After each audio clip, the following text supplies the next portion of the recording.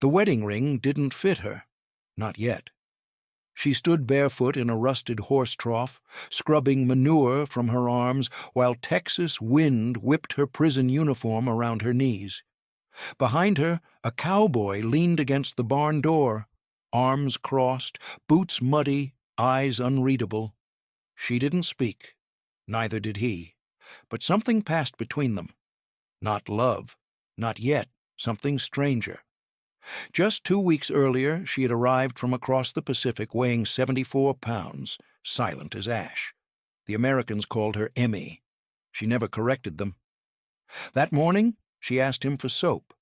That night, she handed him a note. 4 words, crooked and shaky. I'll become your wife. But why would a defeated Japanese POW say that to her captor? What happened inside that barn, between the chickens and the barbed wire, that led to those 4 impossible words? To understand, you'll have to start where she did, at the trough, with blood on her shoes. The metal bit at her knees as she leaned forward, sleeves rolled past elbows gone blue with cold. The trough was a long, rust-bitten beast of a thing. Chipped on one edge, its lip curled like a sneer. A slow trickle of water hissed from the pump pipe above it, pooling into the basin in thin, nervous rings. Emmy plunged the stiff-bristled brush into the murky water and scraped. Dried dung flaked off in greasy ribbons, drifting like rot-colored feathers across the surface. She did not blink. She did not wince. She had been told to clean the trough, and so she cleaned it. The wind scratched across the yard, dragging dust into her mouth, into her eyes. She squinted, spat into the dirt, then scrubbed harder. There was no soap, just icy well water, rust, and her own fingernails breaking against the lip of the basin. Her uniform, gray cotton, loose and shapeless, flapped against her knees, stained darker at the hem where mud and blood had met. She tightened her grip on the brush until her knuckles stood out like pebbles under skin. Behind her, the barn door creaked. She didn't turn. A boot scuffed. Leather against gravel. Then silence. A cowboy, maybe 30, leaned against the frame. His boots were caked with dry manure, the kind that cracked when he shifted weight. His belt sagged low, and his shirt was missing a button at the collar. He chewed something, tobacco or gum, hard to say, and squinted at the girl crouched over the trough. Her back was too straight for a child, her limbs too thin for an adult. She moved like someone who had been punished into stillness. He said nothing. She scrubbed faster now, aware of his presence. Her wrists, bone-thin and pink from cold, glistened with water. Her fingers slipped once, raking against the rust. She hissed, not from pain, but to release something. Pressure, maybe. She wiped the back of her hand across her cheek and left a smear of water and dirt behind. The cowboy crossed his arms. Still, nothing was said. The trough stank, not just of manure, but of age, metal that had soaked in decades of cattle spit and feed rot. Lichen bloomed in one corner. A dead fly floated belly up near the spout. Emmy dipped the brush again, then paused. The sun caught the surface of the water and reflected her face back at her. Hollow-cheeked, jaw tight, one eye slightly swollen from an old bruise. She did not look away. She stared down at herself like a stranger. A gust of wind lifted the tail of her uniform. Beneath, her legs were bandaged in places where flea bites had gone raw. Her sandals, military-issue canvas things, were waterlogged and too large. She had stuffed paper in the toes to keep them on. The paper had dissolved hours ago. The cowboy scratched his chin. His mouth moved slightly. Chewing? Thinking? She didn't care. The brush clattered into the trough as she dropped it and plunged both hands into the icy water, scooping out handfuls of grit and hay and slime. She smeared them onto the ground beside her, forming a little pile of filth. Her hands were shaking now, but not from emotion, just cold. She reached into her pocket, pulled out a rag no larger than her palm, and began wiping down the inside lip of the trough. Her teeth chattered now, but still she worked. Behind her, the cowboy shifted. A boot step, then another. She stiffened, but did not turn. "You got a name?" he asked, his voice low, rough as gravel under a boot heel. She paused. A droplet of water slipped off her chin, splashed into the trough, broke the reflection. He waited. She went back to scrubbing. The trough gurgled as the pump released another spurt. Water sloshed. The cowboy sighed, took a step back, and turned. She heard the barn door creak again. Then silence. Alone again, Emmy let her fingers linger on the rim of the trough. She pressed them there, firm enough to leave imprints. The rust bit back. She did not pull away. This was her job now, this rusted thing, this trough, her first task, her first humiliation, her first anchor. The sun rose angry and red the next morning, peeling over the horizon like a wound. Emmy stepped from the barracks with her head low, the dust biting at her ankles with every footstep. The dirt path to the barn was narrow and dry, edged by cracked wooden posts and tangled barbed wire. The wire wasn't electrified. She had touched it once, in secret to be sure, but each twist still glinted like a blade under the early light. A guard walked behind her, boots thudding in time with her own smaller steps. She didn't speak, neither did he. The fence hissed in the wind, the strands humming softly as if alive. Beyond it stretched the prairie, golden, endless, broken only by squat mesquite trees and the pale shimmer of heat already rising from the earth.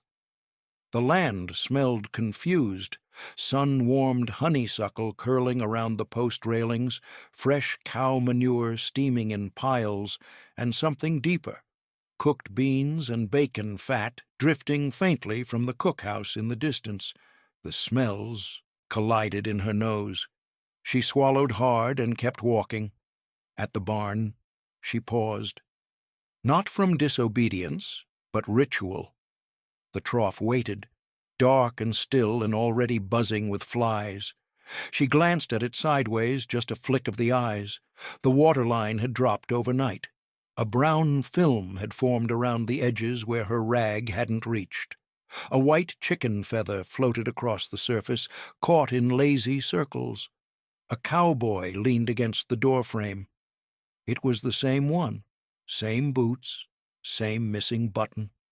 His arms were crossed again, but his eyes were different, less curious, more expectant. She moved to pass him, avoiding his gaze, but her shoulder brushed the rough edge of the door.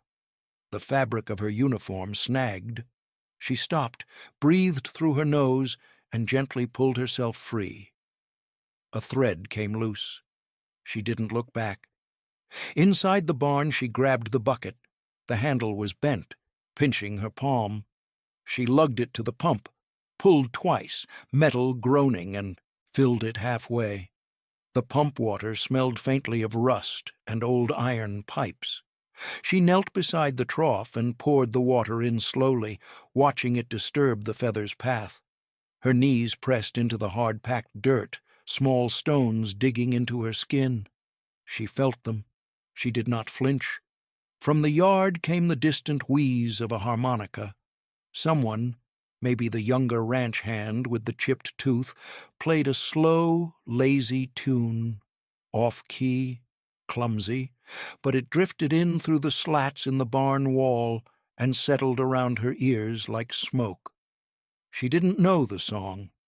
She didn't need to. Her hands moved in rhythm with it as she scrubbed. She hummed nothing, but the silence had shape now.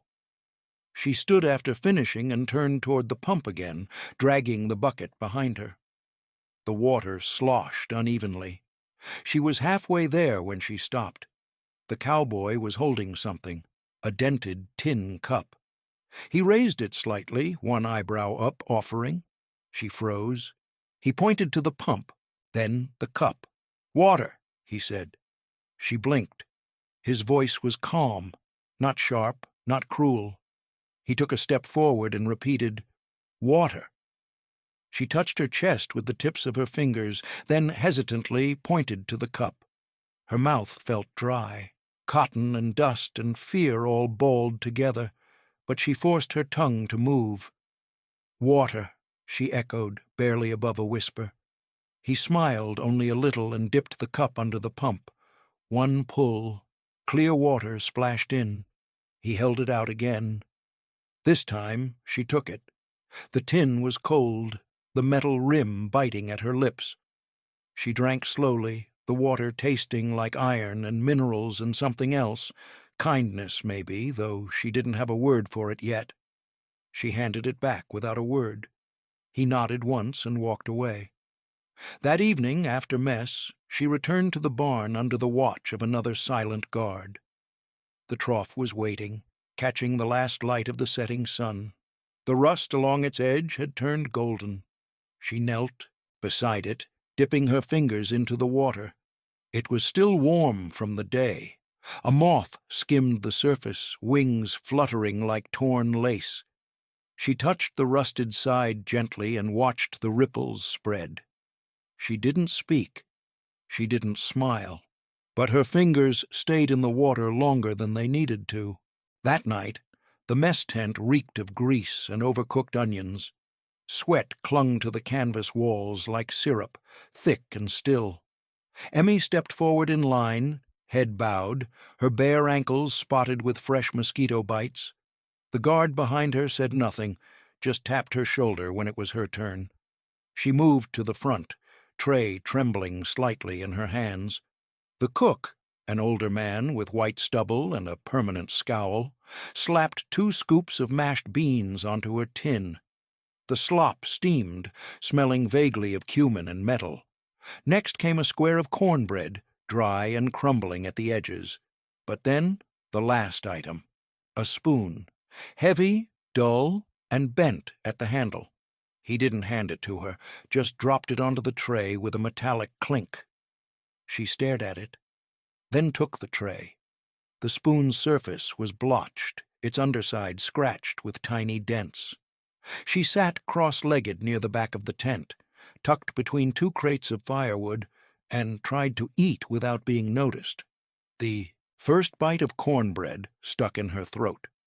She chewed slowly, forcing it down, the texture sandy and foreign. Then the beans, lukewarm, salty and heavy, too heavy. Butter glistened in the center, pooling like oil in water. The smell alone twisted her stomach. She gagged once, quiet, swallowed hard, and kept eating. But it wasn't the food that anchored her attention. It was the spoon, cold in her hand, awkward between fingers not used to holding anything of her own. She clutched it tighter, too tight. The neck bent slightly. She loosened her grip. Her thumb traced the edge, over and over, until the metal warmed. When the tray was empty, she hesitated. The other prisoners dropped theirs at the front in a metal bin, stacked high with dishes. But Emmy held the spoon. She tucked it under her shirt, felt the chill press against her ribs, and walked quickly out of the tent. Back at the bunkhouse, the floor creaked as she stepped over sleeping girls. The air was thick with unwashed bodies and old hay. She reached her cot, nothing more than a wood plank and blanket, and slowly pulled back a loose board near the wall. Beneath it, cobwebs and dry leaves clung to the dirt. She wrapped the spoon in a piece of cloth torn from her own collar and buried it, pressing the board back down with care. Her first possession. The next morning she returned to the barn. The trough was waiting. The sun was barely up, but already the flies had claimed their corners. She pulled the spoon from the cloth, it had dulled overnight, and knelt beside the water. It was cool, not yet warmed by the day, and smelled faintly of metal and mud. She dipped the spoon, turned it slowly, then began to scrub. Her fingers trembled, not from the cold this time, but something heavier. Her thumb smeared dirt from the curve of the bowl. She dipped it again, wiped it dry with the hem of her uniform, then scrubbed harder. She rubbed it until the scratches shone and her knuckles turned pink. Behind her, Boots approached. She froze, still hunched over the trough, water dripping from her hand. The boots stopped. The cowboy's shadow stretched beside her. She didn't turn. The spoon lay on the rim now, clean and trembling with her breath. He crouched slowly, the smell of tobacco and sweat drifting over her shoulder. "You stole it?" he asked, calm. Her breath hitched. She looked down. He picked up the spoon, turned it once, examined the bent handle, said nothing, then placed it gently back on the edge of the trough. "Keep it," he said, and stood. His boots crunched the gravel as he walked away. No punishment, no raised voice, just 2 words, "Keep it." The spoon sat in the sun, water drying off its sides. She reached out, gripped it lightly this time, and folded the cloth back around it. She didn't hide it in the wall this time. She carried it with her. The morning air was soft with fog when Emmy stepped into the chicken yard, the dirt damp beneath her soles. Her canvas sandals left shallow prints behind her, quickly blurred by the scattered steps of hens. The coop itself was a sagging wooden frame, patched with wire mesh and sun-bleached tarpaulin. Inside, the air was thick with the musty weight of feathers, dry straw, and the acrid tang of fresh droppings. The birds clucked lazily, not alarmed by her arrival, accustomed now to her quiet steps and slow hands. She carried a burlap sack of seed in one arm, the other hand clutching the same cloth bundle that held her spoon. The seed was gritty, pale, mixed with cracked corn and dry husks that scratched at her wrists as she dug her hand inside. She crouched low in the straw, scattered the first handful across the floorboards, then used the spoon to stir the pile like a ladle through soup. The motion was gentle, circular, more ceremony than task. The spoon had dulled again. It caught the light weakly, its scratches still deep, its handle still bent. But it was hers. She used the back of it to spread the feed in neat lines. The hens responded instantly, fluttering, bobbing their heads, pecking with sharp rhythm. The coop filled with the soft chaos of movement, wings brushing wire, claws scraping old wood, beaks tapping like rain on tin. She didn't speak. She hadn't spoken again since that one word, water. But her hands had learned a new fluency. She moved slowly, precisely. No wasted motion. The chickens moved around her like water around a rock, never touching, but always near. One pecked at her boot. She did not flinch. From behind the mesh wall, the wind stirred the dust and sent a small flurry of feathers skittering across the floor. She wiped her nose with the back of her hand. The feed dust clung to her sleeve. The door creaked. Bootsteps. She stiffened. The cowboy again. Same hat, same faded bandana, now damp with sweat around his neck. He held another burlap sack, heavier than hers, slung over one shoulder. He didn't speak, just stepped into the coop, dropped the sack near the wall, and crouched a few feet away. She didn't look up, but she felt him. The air changed slightly, filled now with the scent of leather and horsehair and chewing tobacco. He watched her stir the last pile of feed with the spoon. Her grip had loosened. Her shoulders, though still hunched, no longer clenched. She moved as if alone, yet fully aware of his gaze. Then he made the noise. A sudden, exaggerated cluck. It burst out of his throat, a perfect mimic of the hen's, but louder, ridiculous. A second cluck followed, paired with a ridiculous bob of his head. His boots scraped forward, and he pecked once at the ground like a giant, awkward rooster. She froze, then blinked. Then, just once, she laughed. It was a short sound, rough at the edges, like it hadn't been used in years. It slipped from her mouth before she could trap it, hung in the dusty air, then vanished beneath the flurry of startled wings. The cowboy didn't press. He stood, tipped his hat as if bowing to the hens, and walked back out into the light, whistling something tuneless.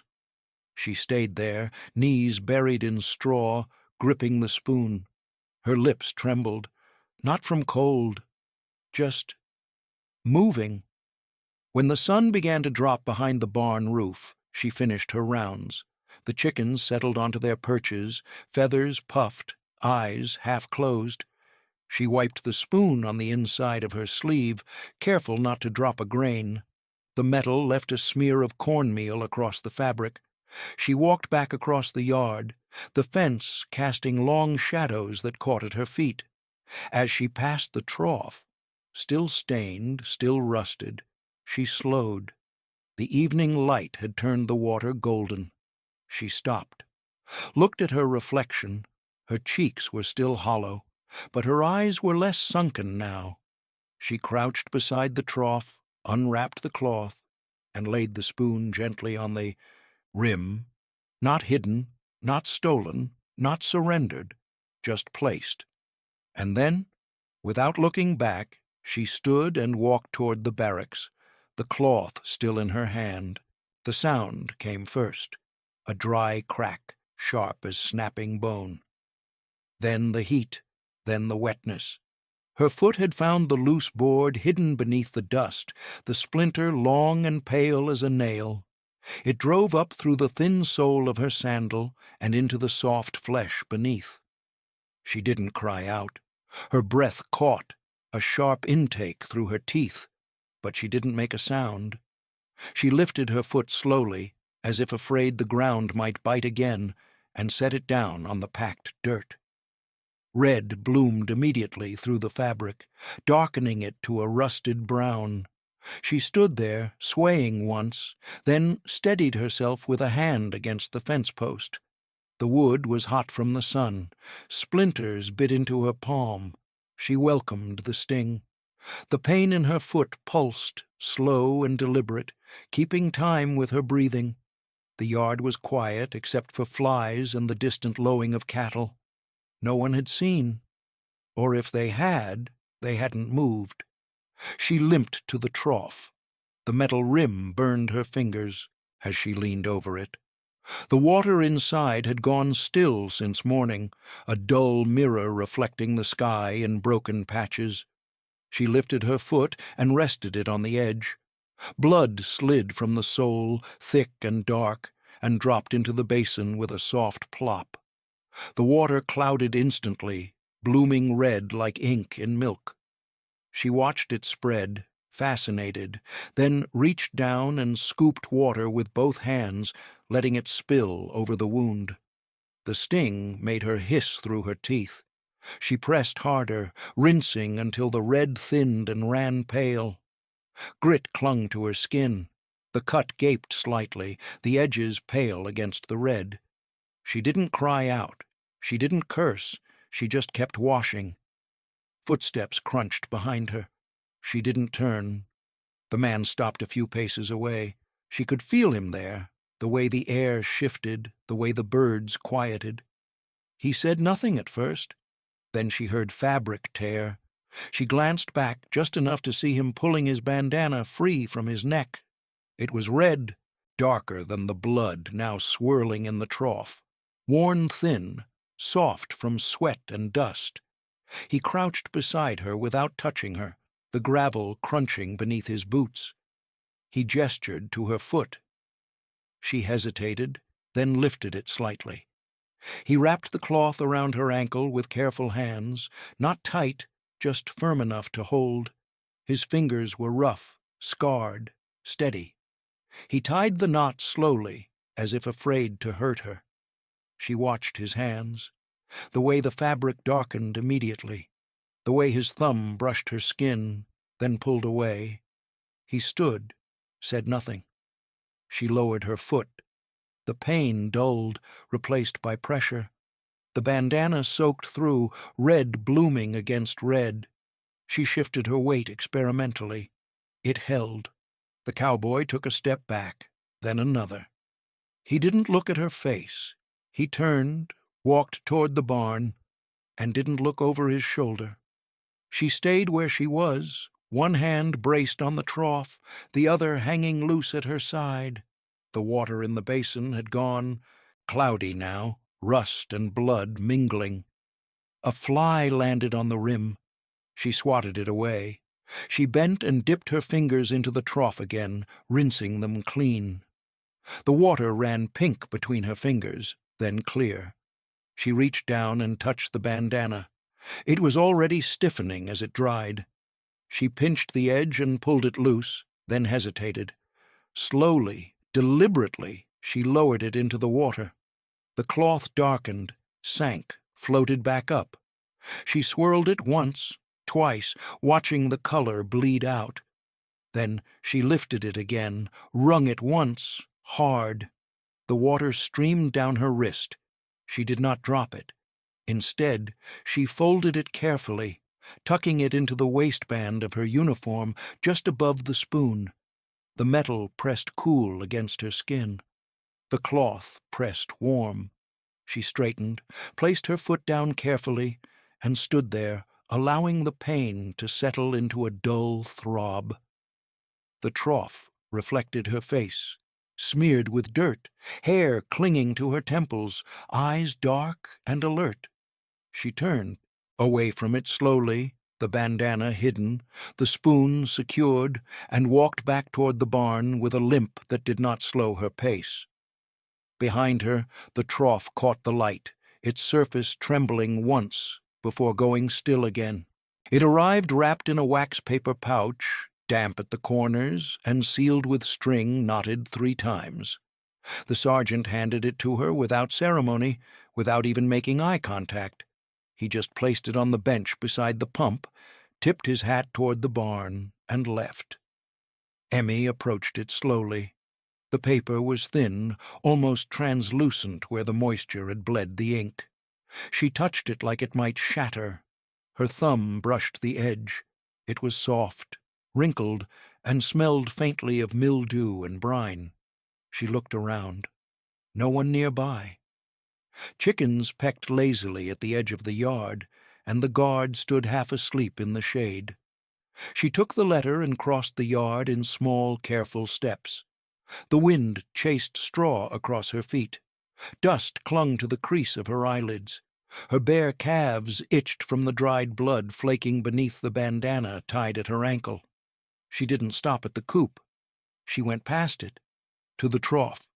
It waited under the noonday sun like a half-buried relic. The basin had gone crusty at the rim. The old bloodstain, nearly invisible now, faded to a shadow among rust. She sat down on the edge, the metal warm against the back of her thighs, and pulled the spoon from her pocket. Her fingers curled around it tightly, grounding her. Then, finally, she unfolded the letter. Her hands shook. The handwriting was unmistakable. Her mother's. Tight, slanted, pressed hard into the fibers like each word was fighting to exist. The lines had bled in places, but they were legible, alive. Rice ration cut. Do not return. That was all. No signature, no warmth, no softness tucked between the strokes. Just survival. Statement without sentiment. She read it 3 times. A gust of wind lifted the edge of the page, tried to take it. She held it firm. Her knuckles had gone white. The ink shimmered faintly in the sun where the water had warped the kanji into bruised blue veins. The words didn't sting. They pressed, heavy, unrelenting. Her chest rose once, sharply, then held. Footsteps in the gravel. She didn't turn. The cowboy stood across from her. Not too close, just enough to see. He didn't speak. His hands rested loosely at his sides. The sweat along his collar had darkened the fabric of his shirt. His shadow cut a narrow line across the dirt. Emmy glanced up, just once. Their eyes met. She didn't nod right away. Her mouth pressed flat, her shoulders squared. Then, slow, precise, she tilted her chin forward. He answered the same. No questions, no pity. He turned and walked away. The chickens were quiet. The air stilled. She stared at the trough's water, now barely covering the bottom. A single feather floated in it, drifting in slow arcs, like it had nowhere left to land. She folded the letter carefully, pressing along the old creases. Then she stood, dusted the backs of her legs, and made her way toward the back of the coop, where the ground dipped slightly between the roots of a mesquite tree. The dirt here was loose, powder fine. She crouched and pulled the spoon from her waistband. Its edge cut shallow but steady. She dug. The hole was no larger than her palm, just deep enough. She placed the letter inside like a seed. Not buried in shame, not discarded, planted. She covered it gently, pressing down once with her hand, feeling the warm grit wedge under her fingernails. When she stood, the spoon hung loosely from her fingers. She didn't wipe it. She returned to the trough, rinsed the bowl of the spoon under the trickling spout, watched the dirt spiral away. Then she sat again, hands resting in her lap. The sun dipped low, casting her shadow long across the dust. The letter remained behind the coop, buried but not gone. The next morning the barn smelled different, less like hay and manure, more like ash and hot metal. A wood fire cracked behind it, smoke curling above the roof in lazy coils. Emmy followed the trail of wet footprints leading around the back, towel tucked under her arm, soap clutched like contraband in her palm. The bar was a yellowish block, square-edged, stamped faintly with a word she couldn't read. Its surface was dry and powdery, but as she gripped it tighter, her sweat softened it into a waxy sheen. The cowboy had handed it to her without speaking. "Just a gesture. This is yours. Use it." Then he'd pointed behind the barn. A bucket of water waited there, warm from the fire, steam feathering off the top. A second one stood beside it, half filled with cold rinse water. A third, the one she didn't expect, was placed at the edge of the trough. It had no handle, just a chipped rim and a sliver of metal comb laid across the top. She knelt first, her knees pressed into gravel, sharp and uneven. She dipped the towel into the warm bucket and wrung it out. The cloth was stiff, frayed at the corners, and smelled faintly of kerosene and smoke. She pressed it to her skin, neck, arms, collarbone, watching streaks of dust lift and vanish. Then she unfastened the buttons of her uniform top, peeled the fabric away from her shoulders. Beneath, her skin was pale and freckled with old bruises. Dirt clung to her like a second layer. She brought the soap to her nose. It smelled like lemon, but also like lye, sharp, chemical. She wet it and dragged it across her scalp. The lather was weak at first, then thickened as her nails scraped against skin. Brown water dripped from her temples. She kept scrubbing, harder. The soap stung as it touched old scratches, tiny cuts behind her ears, the fresh scab at her neck. Her eyes burned. She blinked through the sting, kept going. Clumps of hair fell forward, wet and tangled. She dipped her head into the second bucket. The shock of cold made her flinch. She pulled back, gasping, water streaming down her back. Then, slower, she cupped her hands and poured it over herself, bit by bit. The water turned milky with grime. She poured again, until it ran mostly clear. She stood, the air cool now against damp skin, her breath fogged slightly in the morning chill. Then she turned to the trough. The water was low, maybe 3 inches deep, and clouded with dust. But it reflected, not well, not clearly, just enough. She crouched beside it, leaning over. Her face wavered on the surface, distorted by ripples. Her cheekbones more visible than she remembered, a faint scar near her chin. Her hair hung in dark ropes, slick against her neck. She looked like a girl, not a prisoner, not a weapon, just skin and ribs and breath. A bootstep behind her, gravel shifting. She didn't turn. The cowboy passed close, closer than usual, but said nothing. His presence was heavy but not intrusive. She saw his shadow fall beside hers, on the water. Then he left something on the edge of the bucket. When she looked again, he was already walking away. The comb was old, metal teeth, one bent, 2 missing, but it was clean, polished. She touched it, cold against her fingers. She didn't pick it up immediately. She finished rinsing, watching the dirt curl away like threads. The wind picked up. Her towel flapped once on the line. The chickens clucked faintly behind the barn. She reached for the comb, gripped it, ran it through the side of her hair. It caught once, tugged, then slid. She kept combing. The soap lay beside the bucket now, slightly smaller than when she'd started. The trough's surface stilled behind her. The water was clearer now. Smoke curled into the twilight like thread unraveling from the sky. The campfire spat orange flecks that drifted upward and vanished into the deepening blue. Tin mugs clanked. Boots scraped the dirt. The scent of mesquite wood, tobacco, and hot grease drifted together like old stories.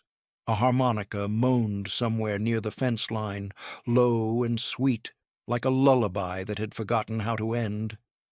Emmy stayed in the shadows near the barn, arms folded across her waist, barefoot in the powdery dirt.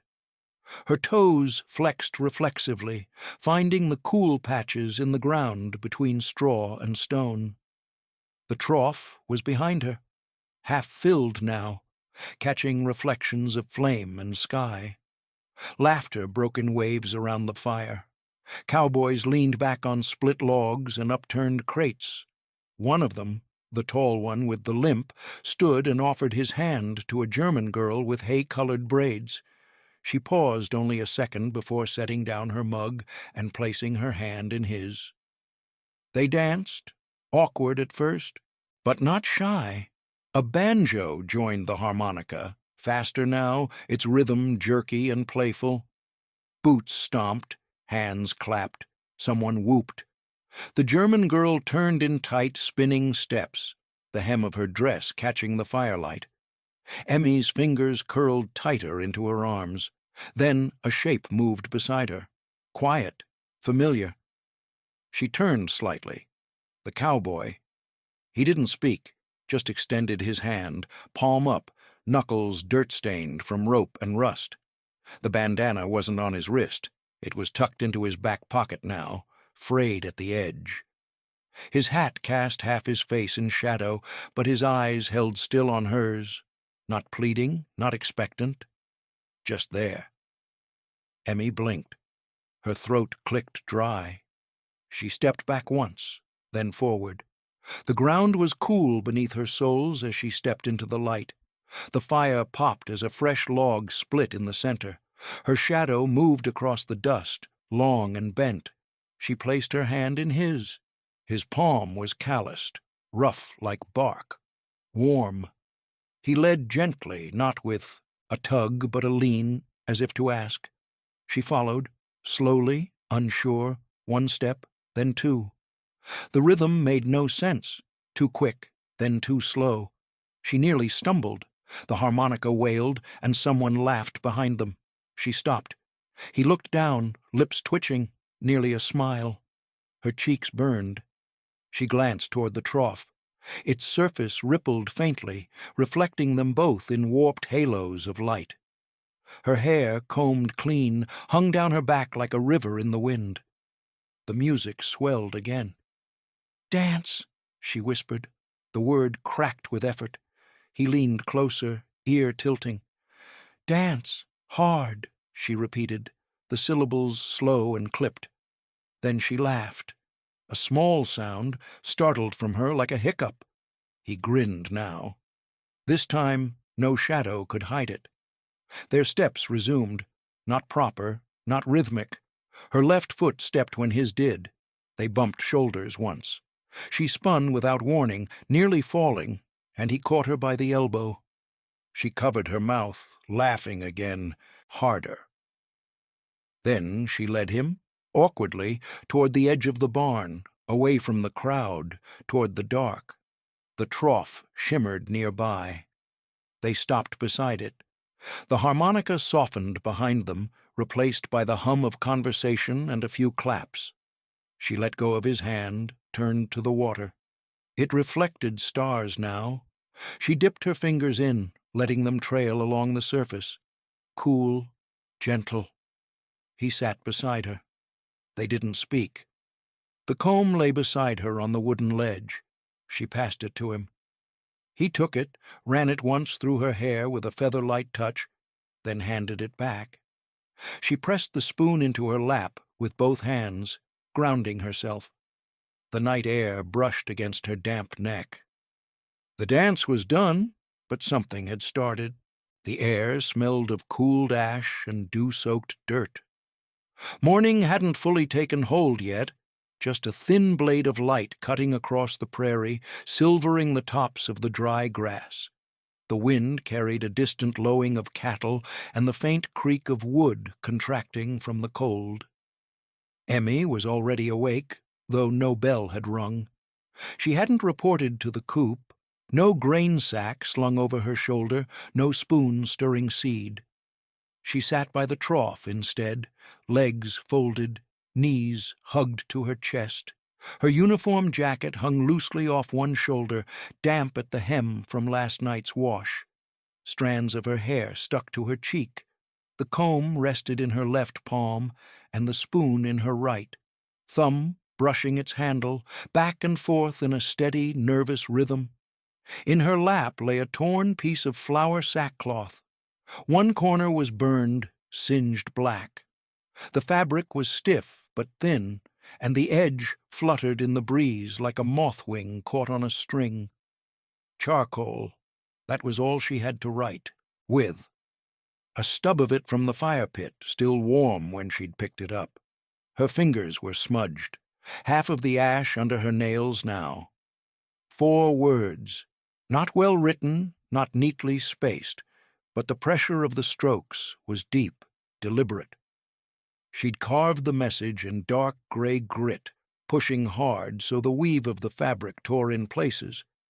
"I'll become your wife." She didn't fold it, didn't tuck it into a pocket. Instead, she waited. She watched the light shift across the dirt yard until it reached the trough. She stood. The metal of the trough was warmer than usual, heated by the early sun. Rust flaked under her fingertips as she laid the cloth down flat where he always stood, just beside the rim, where the wooden post cast a crooked shadow over the ground. She set the comb beside it, teeth facing upward.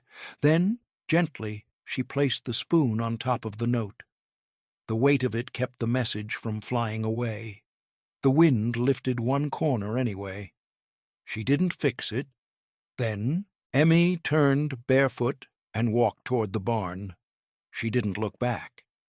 The dust stuck to her soles as she passed the chicken coop, the slanted fence posts, the empty feed buckets. A dog barked once in the far distance. A door creaked open, then closed again. The sky lightened behind her. Minutes passed. Then came the sound of boots, measured, steady. He arrived in the same silence he always carried. Straw shifted beneath his step.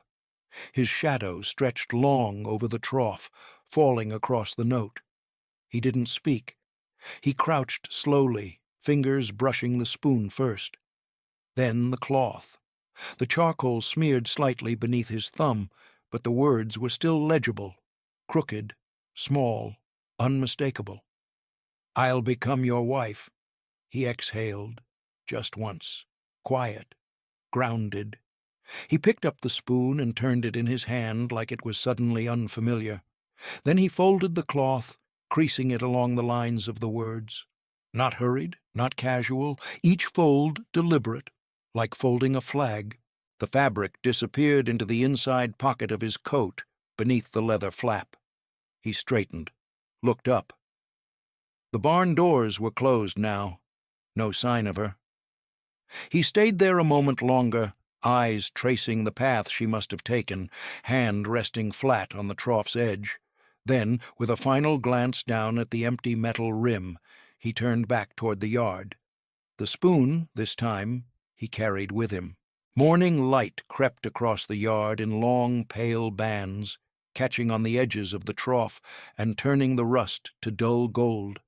The air smelled of dust and warm iron.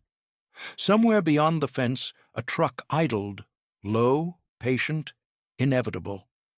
Emmy knelt beside the trough for the last time. Her hands moved through the water slowly, deliberately. The surface trembled, then smoothed. She watched the ripples spread and fade, the way they always did. The basin was cleaner now than it had ever been, scrubbed smooth by months of hands, weather, and use. The metal shone in places, polished by touch.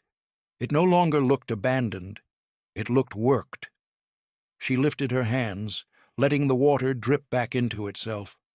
The sound was soft, final.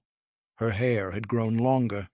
Not much, but enough that it brushed her shoulders when she leaned forward. Someone had stitched the tear in her sleeve. Her shoes had been mended twice. The fabric at the heel was stiff with dried glue and dirt, but it held. Everything she wore bore evidence of time, of labor, of survival. Behind her, boots approached. Not hurried, not heavy. She didn't turn. The man stopped beside her, close enough that she could smell tobacco and sun on his clothes. He didn't speak at first. Neither did she. Wind lifted a curl of dust between them and carried it away. He cleared his throat. She kept her eyes on the water. Then he reached into his pocket. The sound was small, a faint metallic click against his knuckles. When he held his hand out, there was no weapon, no paper. Just a ring. It was crude. A bent strip of metal hammered into a circle, uneven at the seam. Rust still clung to one edge. The curve wasn't quite round, and the surface bore shallow scratches where a file had bitten too deep. It was made from a horseshoe nail, heavy for its size, honest. He didn't speak. He simply placed it on the trough's rim. The metal made a soft sound when it touched the steel, one dull note like the end of a bell. She turned then, slowly. Her eyes moved from the ring to his hand to his face. He stood very still, shoulders squared, jaw set, as if bracing against something unseen. She reached out. Her fingers hovered over the ring for a moment before closing around it. It was warm from his hand, rough, solid. When she slipped it onto her finger, it stopped halfway, too small. She pressed it once, then stopped. The metal left a faint indentation on her skin. She did not force it. Instead, she closed her hand around it and held it there. For a long moment, neither of them moved. Then she stepped back. Once. Twice. Her heel caught a pebble. She steadied herself without looking away. Her gaze lingered on his face, not pleading, not grateful. Just steady. Present. She gave a small nod. He answered with one of his own. No words passed between them. She turned and walked toward the truck, waiting at the far end of the yard. Dust rose with each step, clinging to the hem of her trousers. The sun caught in her hair, lighting the strands like wire. At the truck, She paused once. The driver waited, engine idling. She placed one hand on the tailgate, the other still wrapped around the ring in her palm.